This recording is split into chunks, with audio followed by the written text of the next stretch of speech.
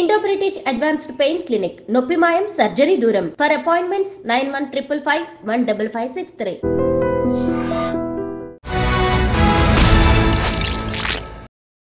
అందరికీ నమస్కారం. నేను Swaroopa Putlapalli. Welcome to I dream.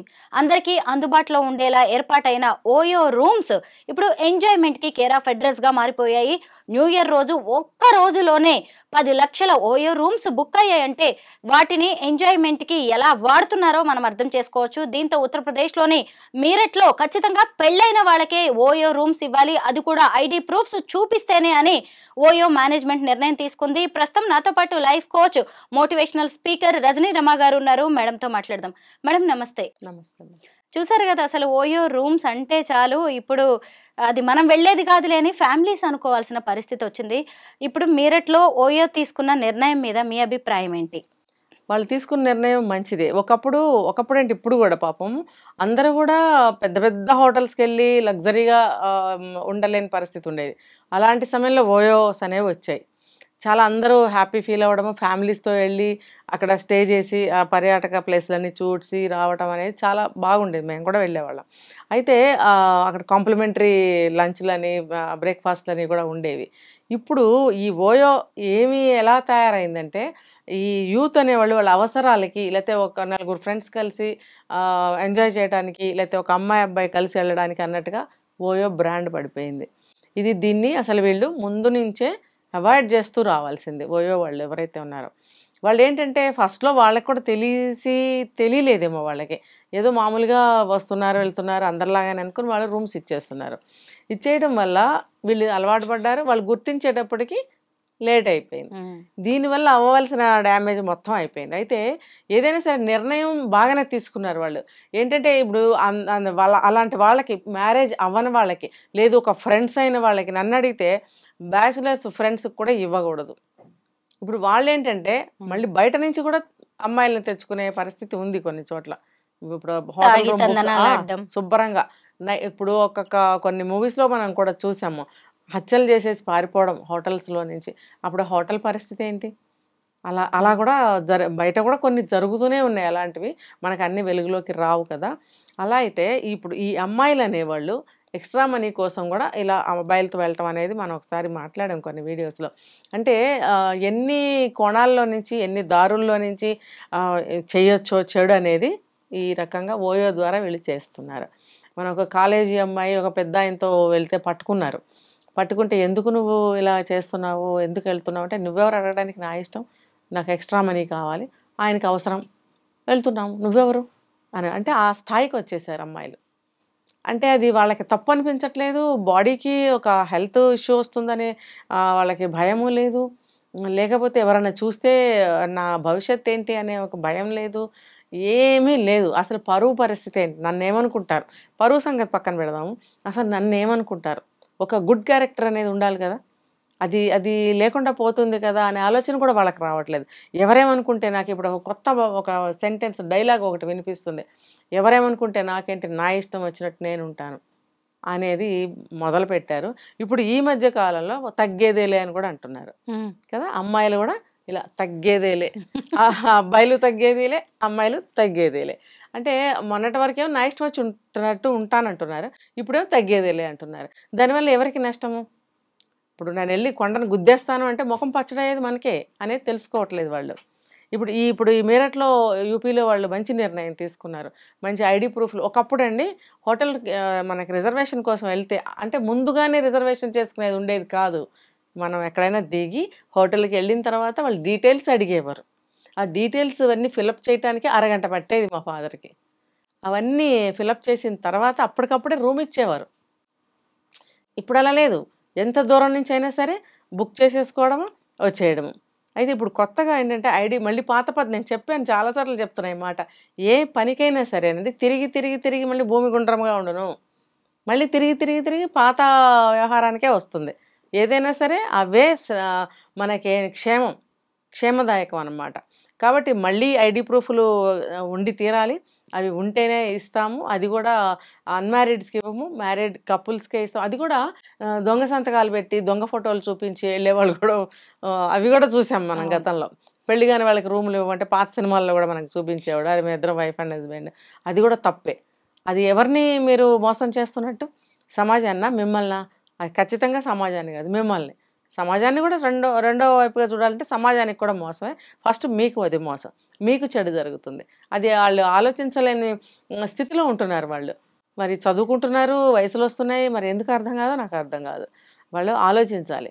ఇంకొకటి ఏంటంటే ఇంట్లో పేరెంట్స్ ఏమనుకుంటారు, ఇప్పుడు కొత్తగా ట్రెండ్ ఎలా ఉంది, మేము ఇంటర్న్షిప్కి వెళ్తున్నాము, లేకపోతే ప్రాజెక్ట్ వర్క్ మీద వెళ్తున్నాము. ఎంప్లాయీస్ అనుకోండి, మేము అందరం కలిసి ఒక ప్రాజెక్ట్ వర్క్, ఒక మీటింగ్కి వెళ్తున్నాము, ఇలా ఏదో ఒకటి చెప్తున్నారు.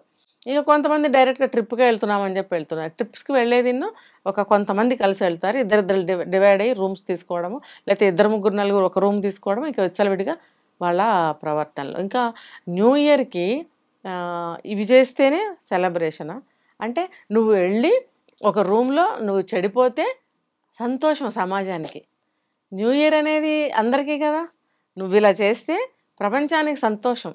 ఆహా, ఈ న్యూ ఇయర్ బాగా మనం ఒక ఒక ఒక గొప్పతనాన్ని, ఒక స్టేజ్ని మనం దాటాం, ఒక గొప్పతనాన్ని సంపాదించాం, ఒక గొప్ప పని చేసాం అని సమాజం అనుకుంటుందని వీళ్ళందరూ అక్కడికి వెళ్తారనమాట. న్యూ ఇయర్ అంటే అది వీళ్ళ దృష్టిలో. తాగడం, తినడం, ఇష్టం వచ్చినట్టు దొరలడము, ఇంకా డ్యాన్సులు. ఇంకా గోవాలో మొన్న ఒక సంఘటన అయింది కదా, 8 మంది కలిసి, అమ్మాయిలు అబ్బాయిలు కలిసి వెళ్తే అక్కడేంటి మళ్ళీ రిబాబు, అమ్మాయిల ముందు పోజు, అదేదో తక్కువైపోయింది, నువ్వేంటి ఈ ఐటెం సరిగ్గా చేయలేదు, ఈ బిల్లు ఎందుకు ఎక్కువ వేసావు, ఇలా అమ్మాయిల ముందు పెద్ద ఫోజ్గా మనం మాట్లాడటము. అక్కడ వాళ్ళు రివర్స్లో వీళ్ళని కొట్టారు. అంటే వీళ్ళ గొప్ప అక్కడ చూపించుకుంటారనమాట. ఇంట్లో తల్లిదండ్రులు గుర్తురారు, ఫ్యామిలీ గుర్తురాదు, తన భవిష్యత్తు గుర్తురాదు, ఇవేవి గుర్తురావు. ఎవరో నలుగురితో కలిసి వెళ్తే వాళ్ళ ముందు గొప్ప. మరి కాసేపు వాళ్ళ కోసం తను పెద్ద త్యాగం చేసేసినట్టు. ఇదన్నీ అవసరమా? ఎవరు నష్టపోయారు, ఎవరికి నష్టం జరుగుతుంది అనేది వాళ్ళు ఆలోచించట్లేదు. ఒకటి జరిగింది, ఓకే, మిగతా అందరికీ కూడా రావాలి కదా అనుభవం అనేది, గుణపాఠం ఒకటి రావాలి కదా, రాదు. మళ్ళీ వెళ్తారు, మళ్ళీ ఇంకొక గుంపు వెళ్తారనమాట. ఇది ఒక సంఘటన ఇలాంటిది జరిగింది అని అంటే మొత్తం అందరికీ బుద్ధి వచ్చేయాలి. అసలు అది ఎంత చెడు జరిగింది, ఎంత నష్టం జరిగింది, మనం జాగ్రత్తగా ఉండాలి అనేటువంటిది కలగాల వద్దా? అవసరం లేదు. ఇప్పుడు గోవా నిండా వీళ్ళే. ఏం పేరు పెట్టాలి వీళ్ళకి? అసలు ఏమని మనం వివరిస్తాం అక్కడ? నువ్వు కొంప వదిలేసి 1వ తారీఖు నాడు పరిగెత్తుకుని వెళ్ళిపోతున్నావు వాళ్ళందరితో 4 రోజుల ముందే. నీకు కొత్తగా పెళ్ళయిందంటే గోవా వెళ్తావు, న్యూ ఇయర్ వచ్చిందంటే గోవా వెళ్తావు, ఇంకోటి వచ్చిందంటే గోవా వెళ్తావు. అవసరమా నీకు? ఇక్కడ ఉండి నువ్వేం సెలబ్రేట్ చేసుకోలేవా? నీ కుటుంబ సభ్యులతో నీ దగ్గర ఉన్న ఫ్రెండ్స్తో ఇక్కడ చేసుకోరాదా? నీ కుటుంబ సభ్యులు పడరు, నీకు వాళ్ళకి సింక్ అవ్వదు, మ్యాచ్ కాదు. పోనీ నీ ఫ్రెండ్స్తో నువ్వు ఇక్కడే తగలడచ్చు కదా. ఇప్పుడు మరి అలా వెళ్ళటం వల్ల వాళ్ళేంటి, వాళ్ళు మనీయే చూస్తారు కానీ ఇంకొక స్టేట్ యొక్క క్షేమం సంక్షేమం ఎందుకు చూస్తారు? చూడరు. వాళ్ళు తేడా వస్తే ఏదో ఒకటి చేస్తారు. ఇప్పుడు అదే కదా నిదర్శనం. ఇదంతటికి ఓయోనే కానీ ఇంకోటే కానీ ఇంకో ఎంజాయ్మెంట్. ఈ ఎంజాయ్మెంట్ కోసమే కదా వీళ్ళు రకరకాల మార్గాలు వెతుకుతున్నారు, అలా వెళ్తున్నారు. వెళ్ళటం వల్ల మొత్తం నష్టం కూడా వీళ్ళే భరిస్తున్నారు. ఒక బిజినెస్ పని మీద వెళ్ళేవాళ్ళు, జాబ్ పని మీద వెళ్ళేవాళ్ళు, సింగిల్ గా టూర్స్ వేసేవాళ్ళు, ఫ్యామిలీస్ తో వెళ్ళేవాళ్ళు అసలు ఓయో రూమ్స్ కి వెళ్ళాలంటే భయపడాల్సిన పరిస్థితి. ఒకళ్ళు ఫ్యామిలీతో వెళ్ళినా గానీ చుట్టుపక్కల అందరూ కూడా యంగ్స్టర్స్ వాళ్ళు కనిపిస్తుంటే కూడా ఓ సేఫ్టీ లేదు ఇక్కడ అనే ఫీలింగ్ వస్తుంది. ఇంకొకటి ఏంటంటే మనలాంటి వాళ్ళము రూమ్ బుక్ చేసుకుని మనీ పే చేసి కూడా అక్కడికి వెళితే రూమ్ ఖాళీ లేదండి. అదేంటి, మేము 2 days 3 days బిఫోర్ బుక్ చేసాం కదా అని అంటే ఇక్కడ చూపించట్లేదండి కంప్యూటర్లో. చూసారా, కంప్యూటర్ని కూడా వీళ్ళు మాయ చేసి కంప్యూటర్లో చూపించడం లేదండి. అదే మనం వేరే సందర్భంలో అడిగితే ఇది కంప్యూటరైజ్డ్ అండి, ఇందులో మనం ఏం చేయలేమండి అంటే 2 మాటలు వాళ్ళే. అంటే ఎందుకు అలా చేస్తారో అంటే నాకు ఒక ఆలోచన వచ్చింది. ఇలాంటి బుకింగ్స్ ఏవో ఉంటాయి వాళ్ళకి, వీళ్ళ ద్వారా వాళ్ళకి మనీ ఎక్కువ రావచ్చు, లేకపోతే ఇలాంటి కేసులు ఎక్కువగా వస్తే రూములు ఎక్కువగా రెంట్కి ఇవ్వచ్చు, ఫ్యామిలీస్ తక్కువ వస్తాయి కదా, అందుకని చెప్పి అలా చేస్తున్నారనమాట. ఇదంతా ఇప్పుడు వీళ్ళు తీసుకున్న నిర్ణయం అయితే చాలా బాగుంది. ఇంకా స్ట్రిక్ట్ చేయాలి. అసలు పెళ్లి కాని వాళ్ళు కానీ ఈ ఏజ్ లోపల వాళ్ళు కానీ రాకూడదు అనేది స్ట్రిక్ట్గా రూల్ పెట్టాలి. ఇంకొకటి నేను ఫైనల్గా చెప్తున్నాను, ఏ స్టేట్ అయినా సరే ఇప్పుడు ఆ స్టేట్ యొక్క క్షేమం కానీ అభివృద్ధి కానీ ప్రభుత్వం అనేది తీసుకోవాలి కదా. ఇప్పుడు మారుతూ ఉంటాయి ప్రభుత్వాలు మారుతాయి, మంత్రులు మారుతారు, అందరూ మారుతారు కదా. మారిన ప్రతిసారి ఈ స్టేట్ని మేమైతే బాగు చేసేవాళ్ళము, మేము వస్తే బాగు చేస్తాము అని అంటారు. మరి మన స్టేట్ని ఎలా బాగు చేయాలి అంటే రోడ్లు వేయడము, బస్సులు వేయడము, ఇంకా పథకాలు పెట్టడము ఒకటే కాదండి. అవి పెట్టండి, మంచిదే. ఒక మంచి మీరు చేస్తున్నారు, మేము కూడా మీకు సహకరించాలి. ఇలా చాప కింద నీరులాగా ఒక చెదపురుగులు ఉంటాయి కదా, అవి తినేసి గుల్లగుల్ల అయిపోయే వరకు మనకి ఆ లోపల గుల్లయిందనేది తెలియదు. పైకి అదే షేపు, ఒక గడప తలుపు తీసుకోండి, అది పురుగు కింద నుంచి తొలిచేస్తుంటే అది ఏం కాదు, షేప్ మనకు అలాగే కనిపిస్తుంది, కానీ లోపల ఏం ఉండదు, ఖాళీ. తినేస్తుంది ఆ చెదపురుగు. అప్పటి వరకు మనకేం తెలీదు. అలాగా ఈ చెదపురుగుల్లాగా, చాప కింద నీరులాగా ఇటువంటివన్నీ మన రాష్ట్రమే కాదు, దేశం మొత్తం మీద అన్ని రాష్ట్రాల్లో రకరకాలు జరుగుతున్నాయి కాబట్టి నేను చెప్తున్నా. ఇప్పుడు ఎవరి స్టేట్లో అయినా సరే ఇలాంటివి జరుగుతుంది అని అంటే ఆ రాష్ట్ర ప్రభుత్వం వాళ్ళు డెవలప్మెంట్ కింద ఇలాంటి విషయాలు కూడా తీసుకుని కొన్ని స్ట్రిక్ట్ రూల్స్ పెట్టాలి. ఇప్పుడు ఎప్పుడో మా చిన్నప్పుడు తమిళనాడులో మనకి హిందీ వద్దురా, మనం తమిళంలోనే మాట్లాడదాం అని చెప్పి తమిళనాడు గవర్నమెంట్ నిర్ణయం తీసుకుని హిందీని తీసేశారు. ఎందుకంటే అప్పట్లో అది వాళ్ళు ఆలోచించుకున్నారు, మన స్వభాష, మన భాషను మనం ప్రేమిద్దాం, మనకి పరభాషతో పనేముంది అని ఎప్పుడో 50 ఏళ్ల క్రితం అన్నారు. అయితే అప్పట్లో అది బాగుంది, ఇప్పుడు సంగతి మనం మాట్లాడుకోవద్దు. సో అప్పుడు అది బాగుంది కాబట్టి సంక్షేమ పథకం కింద అది కూడా ఒకటి పెట్టుకున్నారు. అలాగే మన రాష్ట్రం బాగుండాలి అని అంటే ఇలాంటి కొన్ని విషయాలు కూడా మన సొంత వెసులుబాటులు, సొంత అవకాశాలు మనం చేసుకోవాలి. ఇప్పుడు ఒక రాష్ట్రం బాగుండాలి, ఒక కుటుంబం బాగుండాలి, రాష్ట్రం అభివృద్ధి అని అంటే ఇలాంటివి కూడా సరిచేసినప్పుడు కదా డెవలప్మెంట్ అనేది. ఇప్పుడు రోడ్లు బాగున్నాయండి, బ్రిడ్జిలు బాగున్నాయండి, పెద్ద పెద్ద మాల్స్ వచ్చాయండి, అది చట్టాలు బాగున్నాయి, కొంతమంది బాగుపడ్డారు, అంతా ఓకే. చెడ్డగా ఉన్న వ్యక్తులు కొంతమంది బాగుపడ్డారు కొన్ని విషయాల వల్ల. అయితే మరి అవి బాగున్నాయి, ఇవి పెరిగిపోతున్నాయి కదా. అందుకని ఏ రాష్ట్రమైనా సరే దేశంలో ఆ రాష్ట్రం తన రాష్ట్రం యొక్క అభివృద్ధి కింద ఇలాంటివన్నీ కూడా తీసుకోవాలి. ఇప్పుడు యూపీ వాళ్ళు చేశారు కదా, అది మనకి ఇప్పుడు ఒక ఎగ్జాంపుల్గా తీసుకున్నట్టయితే మన రాష్ట్రంలో మాత్రం ఏమేమి లోటుపాట్లు ఉన్నాయో చిన్నవి ఇలాంటివి. ఇప్పుడు ఒక కుటుంబం పాడైపోతుందండి, ఒక తాగుడు వల్ల కుటుంబం పాడవుతుంది అంటే తాగుడు దాన్ని ఏం చేయాలి అనేది ప్రభుత్వం ఆలోచించాలి. అలాగే పిల్లలు పాడైపోతున్నారు, ఫర్ ఎగ్జాంపుల్ ఈ ఓయో వల్ల పిల్లలు పాడవుతున్నారు, పబ్లిక్గా పాడైపోతున్నారు అని అంటే రాష్ట్ర ప్రభుత్వం ఎటువంటి చర్యలు తీసుకుంటే నోరు మూసుకుని కూర్చుంటారు. చూడండి, ఒక కోర్టే కానీ ఏ రాష్ట్రమైనా సరే ఆ ప్రభుత్వం కానీ కోర్టులు కానీ ఏవైనా వాళ్ళు కనుక ఒక నియమం రూల్ పెడితే ఎవరు అతిక్రమించి ముందుకెళ్తారో మీరు చెప్పండి. వెళ్ళారు అంటే వాళ్ళకి శిక్షలు తప్పవు, శిక్షకి సిద్ధమైతే చేస్తున్నారు. అలాగే ఇలాంటివి కూడా కఠినమైనటువంటి రూల్స్ పెట్టినట్టయితే ఇళ్ళు బాగుంటాయి, రాష్ట్రాలు బాగుంటాయి, దేశమే బాగుంటుంది. 1000-1500కే ఒక్క రోజుకి ఒక రూమ్ దొరుకుతుంటే అసలు జనానికైతే పట్టపగ్గాలు ఉండట్లే, వెళ్ళిపోవడం, ఎవరితో పడితే వాళ్ళతో రూమ్ బుక్ చేసుకోవడం. మీరు ఇందాక అన్నారు కదా అసలు చెదపురుగుల్లా తయారవుతున్నారు, నిజంగా వాళ్ళ శరీరాన్ని కూడా కుళ్ళబెట్టుకుంటున్నారు, మల్టిపుల్ రిలేషన్స్. దీంతో అసలు ఇంకొక విషయం మర్చిపోతున్నారు, ఏంటి అంటే ఈరోజు సిఎంఆర్ కాలేజ్ లాంటి చోట లేడీస్ హాస్టల్స్ లో, గర్ల్స్ హాస్టల్స్ లోనే అక్కడ పనిచేసే వాళ్ళు సీసీ కెమెరాలు పెట్టారు. మరి ఇలాంటి ఓఎస్ లో ఎంత సేఫ్టీ ఉంటుంది, ఎంత సెక్యూరిటీ ఉంటుంది? ఈ మధ్య కాలంలో సీసీ కెమెరాల్లో షూట్ చేసిన పోర్న్ వీడియోస్ కంటే కూడా ఇలాంటి న్యాచురల్ వీడియోస్ కి డిమాండ్ ఎక్కువగా ఉంది. బట్ వీళ్ళు గుర్తించింది ఏంటి అంటే ఈ ప్రైవసీని కూడా వాళ్ళు పోగొట్టుకుంటున్నారు, భవిష్యత్తులో ఎలాంటి సమస్యలు వస్తాయనేది కూడా గుర్తించట్లేదు. దీని మీద మీరేమంటారు?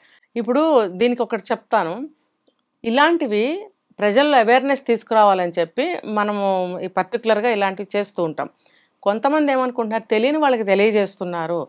ఎస్, తెలిసిన వాళ్ళు కళ్ళు మూసుకుని కూర్చుంటున్నారు, మరి తెలియని వాళ్ళు కూడా కళ్ళు మూసుకునే కూర్చుంటున్నారు కదా. అందరూ కూడా కళ్ళు తెరిస్తే దేశం, ఇదంతా రాష్ట్రం అన్నీ బాగుంటాయి. ఇప్పుడు ఈ పిల్లలు వాళ్ళు ఏం చేస్తున్నారు, ఒక అమ్మాయి ఒక అబ్బాయి రూమ్ తీసుకోవడం కాదండి, గ్రూప్గా వెళ్తున్నారు.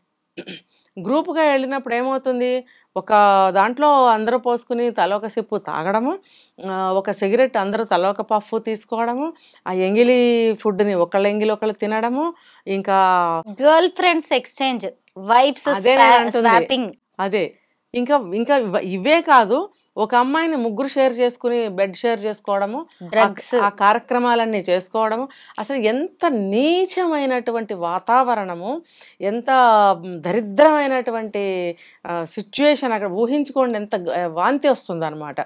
అటువంటి వాతావరణంలో ఒక ఆడపిల్ల 3-4 అబ్బాయిలతో గడిపితే అది ఆ అమ్మాయి ఫ్యూచర్ ఏంటండి? ఇప్పుడు తెలియని వాళ్ళకి తెలియజేస్తున్నారా మీరు అనే వాళ్ళందరికీ ఇది సమాధానం కావాలి. ఇది మీలో ఒక ప్రశ్నను కూడా తీసుకురావాలని చెప్పి నేను చెప్తున్నాను. ఇది కళ్ళు తెరవండి. మీ పిల్లలు ఆఫీసా ఇల్లా, కాలేజా ఇల్లా, పెళ్ళిగానమ్మాయిలు అయితే తర్వాత ఎక్కడికైనా వెళ్తానంటే కాళ్ళు ఇరక్కొట్టండి, విరక్కొట్టి ఇంట్లో కూర్చోబెట్టండి. ఏం అవసరం లేదు, నువ్వు ఒక సిగరెట్ తాగొద్దు, ఒక మందు తాగొద్దు, ఒక అబ్బాయితో వెళ్ళొద్దు. ఇంట్లో నీకేం కావాలో చక్కగా వండుకో, మీ అమ్మతో వండించుకో, అందరం కలిసి తిందాం. కావాలంటే మనమే చక్కగా కూల్ డ్రింక్స్ తెచ్చుకుందాం, తాగుదాం, మనం ఇలా ఎంజాయ్ చేసుకుందాం. అంతగా తాగాలి అని అనిపిస్తే కూల్ డ్రింక్ కూడా ఒక రకమైనటువంటి విషయమే. అయినా కూడా నీకు ఆ కల్చర్ బాగుంది, ఇష్టం అంటే పోనీ మనమే ఒక కూల్ డ్రింక్ బాటిల్ తెచ్చుకుని తలా గ్లాస్ పోసుకుని తాగి ఇంట్లోనే ఎంజాయ్ చేద్దాం. పోనీ ఇలా ఈ రకంగా ఫ్యామిలీ టైప్గా. నువ్వెందుకు అలా వెళ్ళి అవే తాగాలా? మరి దాని తర్వాత ఏం జరుగుతుంది? నీ శరీరాన్ని ఎంతమంది ముట్టుకుని షేర్ చేసుకుని నీ జీవితాన్ని ఎంత చింపేస్తున్నారో అర్థమవుతుందా? అసలు తల్లిదండ్రులకు అర్థమవుతుందా? నా కూతురు జీవితం ఇట్లా చింపేస్తున్నారు బయట అని అర్థమైతే ఏ తల్లిదండ్రికైనా సరే నువ్వు ఆఫీస్ టైంకి వెళ్ళి ఆఫీస్ టైం ముగిసే టైంకి ఇంటికి రావాలి. ఈ టైమింగ్స్ ఆ పిల్లకి తెలుస్తుంది, పేరెంట్స్కి తెలుస్తుంది. ఆ టైంకి నువ్వు ఇంట్లోంచి వెళ్ళాలి, ఆ టైంకి ఇంట్లోకి రావాలి పెళ్ళి అయ్యే వరకు. పెళ్ళయిన తర్వాత భర్త కూడా తీసుకోవాలి అటువంటి రెస్పాన్సిబిలిటీ, అతను కూడా అలాగే ఉండాలి. టైంకి వెళ్ళండి, టైంకి ఇంటికి రండి, ఇంట్లో వండుకోండి, ఇంట్లో తినండి. మీరు ఒకవేళ మంచిగా ఉండి ఇంటికి వచ్చేస్తే కూడా ముందు రోడ్ ఎక్కాలి. అప్పటి వరకు అలసిపోయానో అని చెప్పి పడుకుందామని ట్రై చేస్తారు, రెస్ట్ కోసం. మళ్ళీ 5 నిమిషాల్లో లేచి రోడ్డు మీద తిండి తిందాం పదమని చెప్పి ఇద్దరు కలిసి బయలుదేరుతారు. ఎందుకు అలా? 1 గంట రెస్ట్ తీసుకోండి, ఫ్రెష్ అవ్వండి, లేచి ఇంట్లో ఇద్దరు వండుకోండి, లేదా ఇష్టమైంది వండుకోండి, తినండి, ఆనందంగా గడపండి. అటువంటి బాధ్యతని భర్త అనేవాడు, వయసు సంగతి పక్కన పెట్టండి. 25 అవ్వచ్చు, 30 అవ్వచ్చు, 22 అవ్వచ్చు అబ్బాయికి. భర్తే. నువ్వు భర్తగా ఎలా ఉండాలో తెలుసుకున్న తర్వాతే నువ్వు ఎన్నేళ్ళకైనా పెళ్లి చేసుకో. నువ్వు భార్యగా ఎలా ఉండాలో తెలుసుకోవాలని తెలుసుకుని ఎన్నేళ్ళకైనా నువ్వు పెళ్లి చేసుకో, ఏ వయసులోనైనా. అప్పుడు పెళ్లి ఏజ్ ఎంత అండి అని అడగాల్సిన అవసరం ఉండదు. విచక్షణ జ్ఞానం ఉంటే ఏ ఏజ్లోనైనా పెళ్లి చేసుకోవచ్చు. ఇలా కనుక భర్త తండ్రి పాత్ర తీసుకున్నట్టయితే ఆడపిల్లలు ఇట్లా ఆగం అవ్వకుండా ఉంటారు. ఒక పద్ధతికి అలవాటు. భయం అనేది మనిషికి ఉండాలి. ఆ భయం అనేది ఉంటే తప్పు చేయరండి. ఆ భయం లేకపోవడం వల్ల ఒక కట్టుబాటు, ఒక రూలు లేకపోవడం వల్ల అమ్మాయిలు బరి తెగించి ఇలా వెళ్తున్నారు. అబ్బాయిలు కాదా అంటే అబ్బాయిలు ఎటు బరి తెగించారు. ఇప్పుడు నువ్వు ఎదురుగుండా ఒక ప్లేట్ నిండా స్వీట్ పెట్టి తినద్దు అంటే ఎవడు ఊరుకుంటాడు? తినాలని అనిపిస్తుంది ఎవరికైనా సరే స్వీట్ అనేది. అలాగే ఒక అమ్మాయి ఎదురుగుండా 4 అబ్బాయిలతో కూర్చొని రెచ్చగొట్టే విధంగా చిన్న ఇంత తయారు చేసిన వాడిని చెప్పుకోవచ్చండి. ఇంతంత నిక్కర్లు, జస్ట్ ఇంతే, ఆ నిక్కర్లు వేసుకొని పైన ఒక ఇంత ఉంటుంది అది వేసుకొని నువ్వు ఎంత ఉన్నావో నీకు ఇంత బట్టలు వేసుకొని వాళ్ళ ముందు నువ్వు రెచ్చగొట్టే విధంగా వాళ్ళ గ్లాసులో తాగుతున్నావు, వాళ్ళ సిగరెట్ నువ్వు పఫ్ తీసుకుంటున్నావు, మరి వాళ్ళ మీద ఇలా పడిపోతున్నావు, వాడి మీద పడి మరి వీటి మీద పడుతున్నావు. ఇవన్నీ అబద్ధం అని ఎవరు అనకండి, ఇవి ఖచ్చితంగా నిజాలు. మరి ఇవన్నీ నువ్వు చేస్తున్నప్పుడు నీ జీవితం ఏంటి?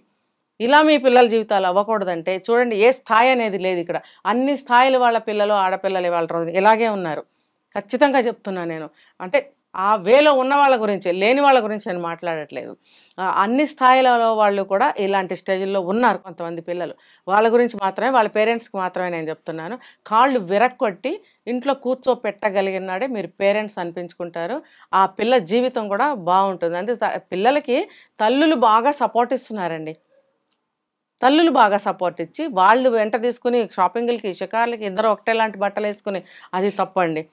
నువ్వు కంఫర్ట్ కోసం వేసుకుంటున్నాను అనే మాటలు ఇప్పుడు ఒక ఫ్యాషను, పిల్లతో సమానంగా ఉండాలి అనేటువంటి ఒక ఆలోచనకు వచ్చేసారు. కాబట్టి తల్లిలాగా ఉండాలి, పిల్లలాగా ఉండాలి. అలా ఉన్నప్పుడు పిల్లలు బాగుంటారు, అన్నీ బాగుంటాయి. పెళ్ళైన వాళ్ళకి, అది కూడా ఐడి ప్రూఫ్ చూపించిన వాళ్లకు మాత్రమే ఓయో రూమ్స్ ఇవ్వాలి అని మీరట్లో ఓయో మేనేజ్మెంట్ తీసుకున్న నిర్ణయాన్ని అందరూ అప్రిషియేట్ చేస్తున్నారు. ఎవరో రూల్స్ పెట్టడం, ఎవరో రెగ్యులేషన్స్ పాటించడం కాదు, మీ జీవితానికి మీరే పరిమితులు విధించుకోండి. అది ఎంతవరకు కరెక్ట్ అనేది మీరే నిర్ణయించుకోండి. Thank you so much ma'am.